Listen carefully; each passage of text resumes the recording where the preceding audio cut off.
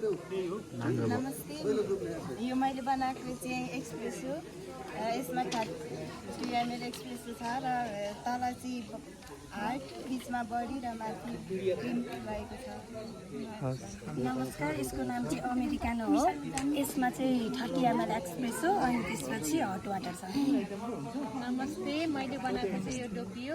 यसमा चाहिँ 30 ml espresso अनि त्यसपछि मिल्क स्टिम गरेर 1 स्पुन चाहिँ फर्म हुन्छ।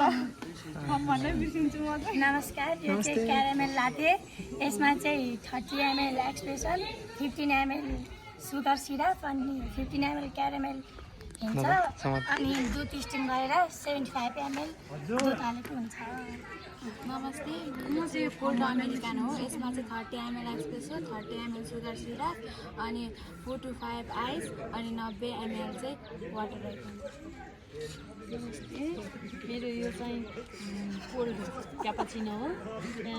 यसमा चाहिँ 30 ml सुगर सिरप, 4 देखि 5 वटा आइस अनि 90 ml मिल्क, कोल्ड मिल्क राखेर मिक्सरमा मिक्स गर्ने अनि निकालेर यसमा राख्ने।